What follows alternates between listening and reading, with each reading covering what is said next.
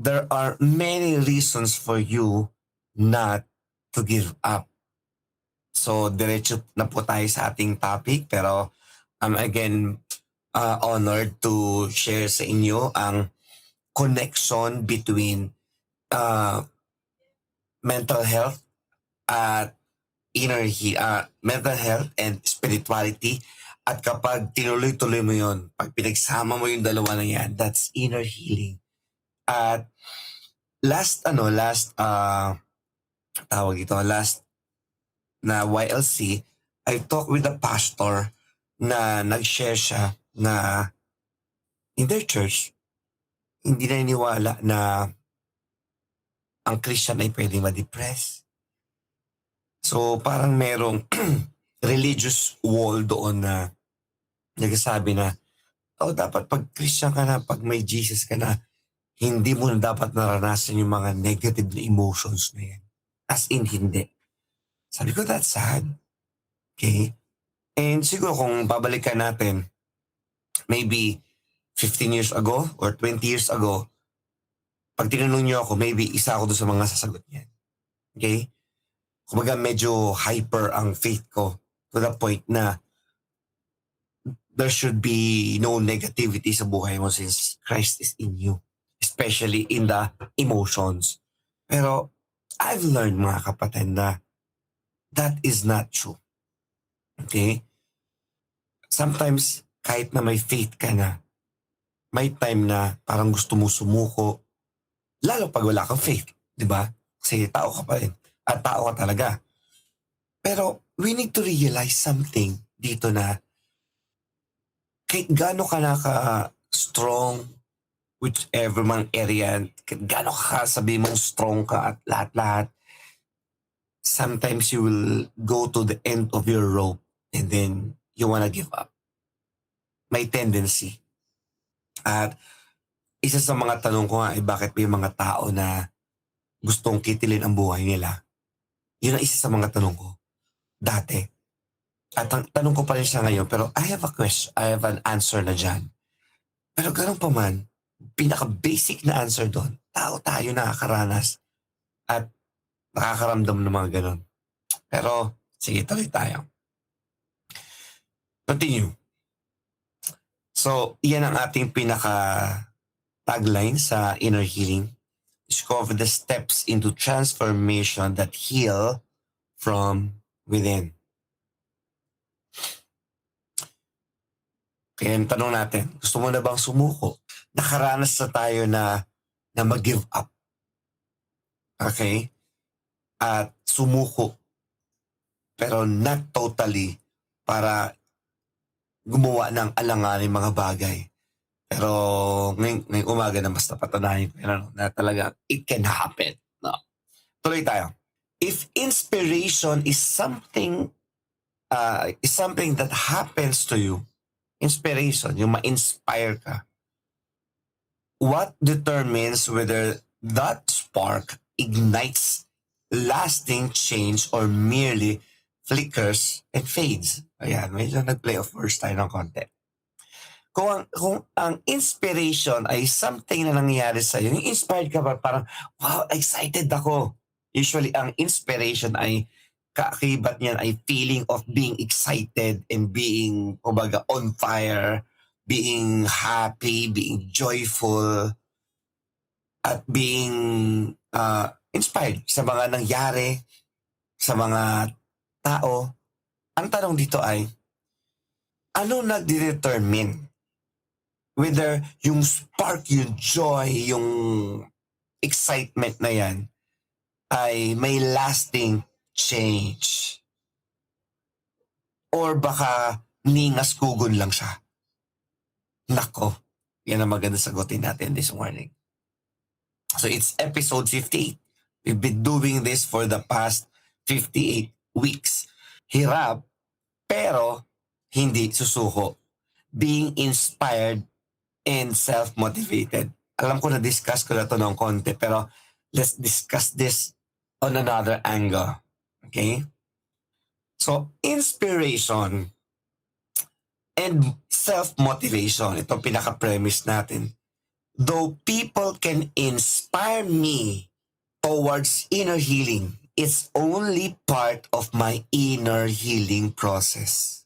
What's of primary importance is how I am able to do self-motivation. Okay? Here's the thing. Yung ma-inspire tayo sa ibang mga tao towards inner healing, why we're here, dito sa inner healing sessions, that's only part of the process. The other half, if I am self-motivated. Sabi ko nga sa inyo many times, people can inspire me, but only only through myself, I can be motivated. Hindi nyo kayang i-motivate. Hindi ko kayang i-motivate. Pero kaya ko kayo i-inspire. Pero hindi ko kayang i-motivate. Reverse, kaya nyo akong i-inspire. So, tuloy lang. Okay, go. Gising na. Pero, ako lang ang pwedeng mag-motivate sa sarili ko. Same with you all. Okay? Kasi, yung inspiration is external. May nakita kang maganda nangyari, may tao, may sitwasyon na maganda ang ginawa at nangyari, you're inspired. Okay? Story niya, narinig mo, testimony niya, inspiring. Pero motivation, it only comes from yourself, from myself. Tuloy tayo.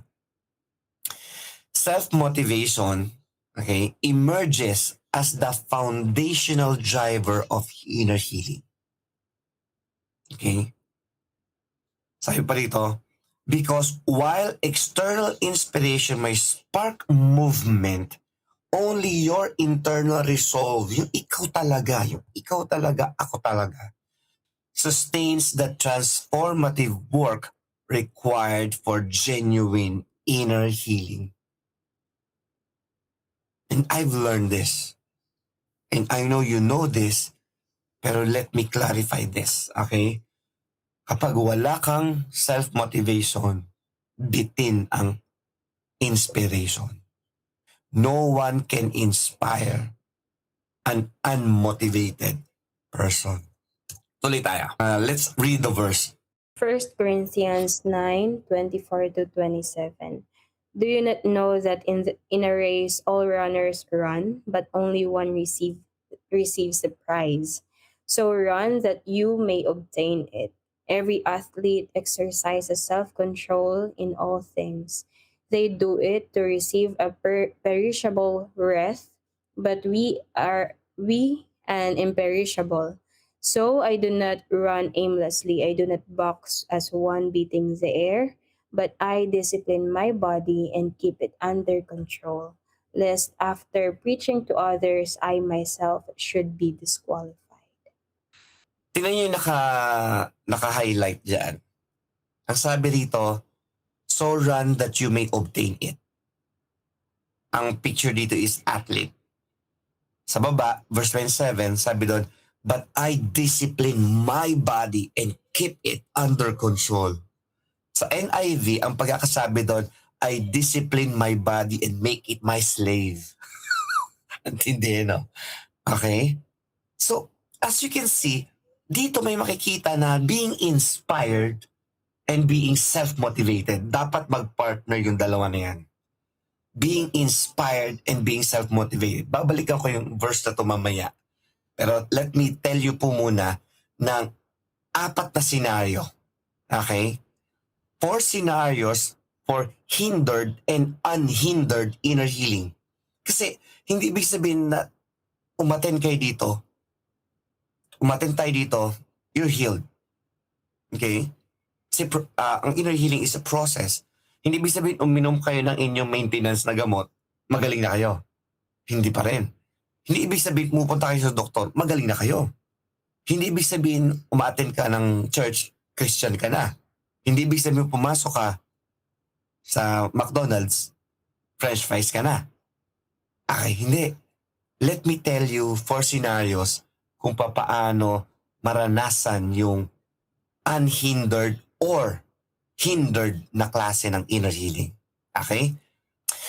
Number 1, uninspired and unmotivated. Okay? Kumbaga, negative. Kapag ikaw ay uninspired na, okay, ikaw ay unmotivated pa, then there's the danger of paralysis. There's a danger of paralysis kapag ikaw ay uninspired, unmotivated pa. Okay? At kapag ikaw ay na-paralyze, give up ka talaga. This scenario, ang isang tao na uninspired na, unmotivated pa, ay sure ball na i-give up. Okay? Napakalaki ng chance for him or her to give up. That's scenario number 1. Scenario number 2, inspired but unmotivated. Okay? Yung high ka, wow, I'm so inspired, blah, blah, blah. Pero hindi ka motivated. Ibig sabihin, may illusion ka na gumagalaw ka.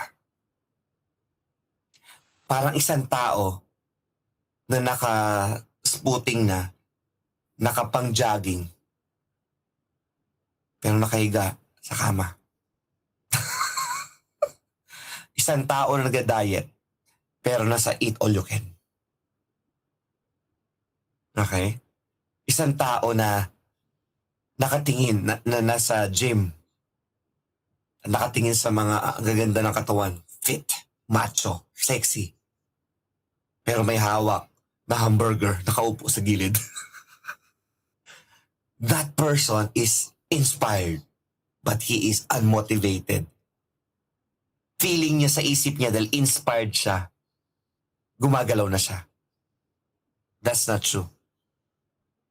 Hindi ibig sabihin meron kang gym equipment, ay fit ka na. Okay? Hindi ibig sabihin meron kang pang BP, normal na ang blood pressure mo. Those things inspire you to do something, pero you must motivate yourself to go into movement. That's scenario number 2. Scenario number 3. Ito medyo okay na. Okay? Uninspired but self-motivated. Not so good pa rin, pero medyo may maganda na. That person has the blessing of discipline. Alam mo yun, problemado siya. Gusto niya na mag-give up siguro. Pero may fighting spirit siya. Meron siyang in him or in her na parang energizer. It keeps you going. Kung emosyon niya ang pag-uusapan, ayaw niya na. Pero dahil dedicated siya, disciplined siya, may CDC siya. He is committed, he is disciplined, he is consistent. Pero deep within, uninspired na siya. Pero he just keeps on going. Bless yung tao na yun with self-discipline, with self-motivation. Let me read to you something. Ano sabi dito? Sabi dito, this person possess the greatest advantage for sustained healing. Kung process of healing, this person is not yet healed, katulad natin, totally healed, 100%. Pero he experiences healing. Ito yung hindi niya mahal na yung trabaho niya. Pero he reports to his or her job. Hindi niya iniiwan yung team niya. Pagod na to maaari, pero he keeps his commitment going. Pero if we go back again, one scenario, okay? If we go back one scenario, itong uninspired and unmotivated, feeling niya may ginagawa siya. Pero itong number 3, may ginagawa talaga siya. Okay? Scenario number 4, para makita yun. Ito yung inspired na, self-motivated pa. Towards fullness na siya. Hindi pa rin siya completely healed. Hindi pa rin siya perfect person katulad natin. Pero, alam mo yon, even if inspiring yung paligid or uninspiring ang paligid, kaya niyang i-motivate ang sarili niya. Therefore, may nakikita siyang changes and he begins to be inspired, not just self-motivated. This person is in control of his emotion. This person manages his emotion ng walang palya. Hindi ibig sabihin lagi siyang masaya. Okay? Tingnan natin yung 4 in one picture. There are people who are uninspired and unmotivated. That's the danger of paralysis. There are people who are inspired but unmotivated. The illusion of movement. Sila. Uninspired but self-motivated. The blessing of discipline.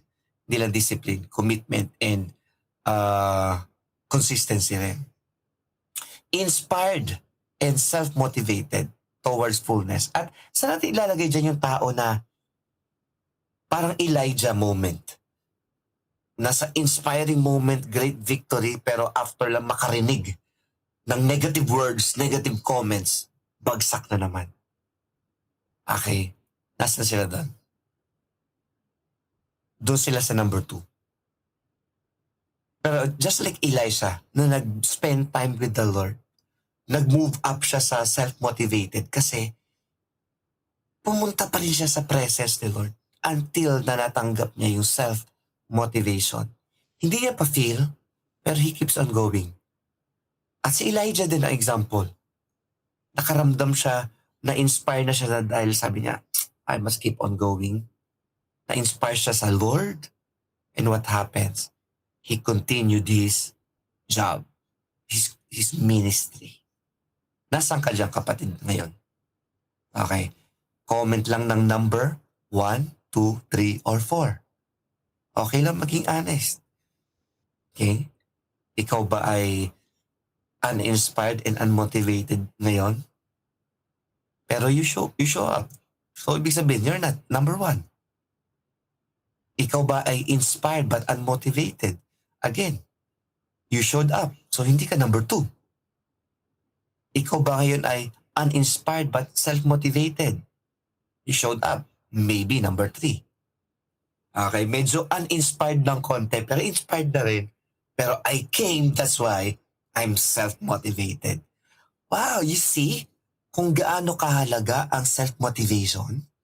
The moment you answer there, mga kapatid, 3 man yan, or 4 man yan, or 3.5, you can say, I am self-motivated. Maybe I'm uninspired.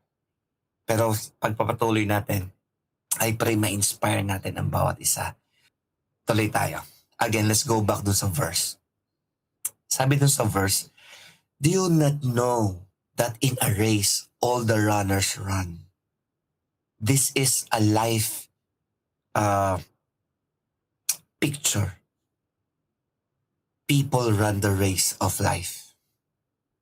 Pero only those who have Jesus in their hearts will continue running the race.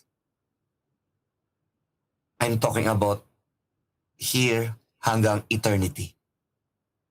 Sometimes yung mga tao, they say they have Jesus in their hearts. Pero they gave up. Totoo din naman yun sa isang banda. Pero you need more than just saying, I am a believer or follower of Jesus. Ipakita mo sa sarili mo. Ipakita mo kay Jesus. You run the race as in tapusin mo yung race. Okay?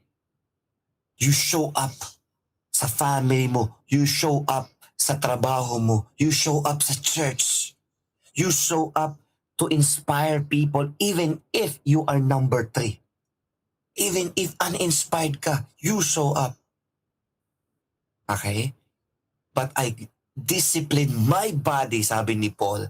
I discipline my body and make it my slave, NIV, ESV, and keep it under control.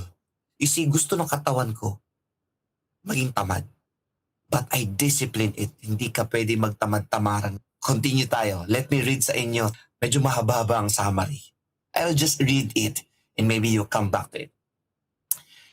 Inspired and self-motivated. The idea that inspiration comes externally is absolutely true. Anybody can inspire me. Anything can inspire me. However, it is only up to me to motivate myself. No one else can motivate me.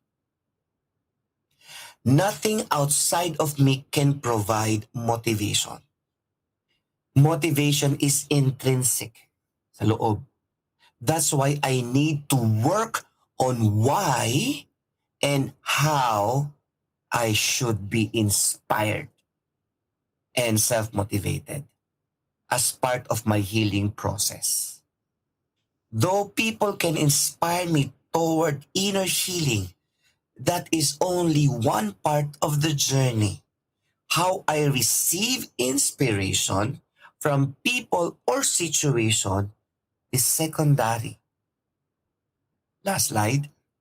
What's most important is how I cultivate self-motivation, even if inspired or not. Okay? I'm really, really praying now na you find the reasons why you should not give up.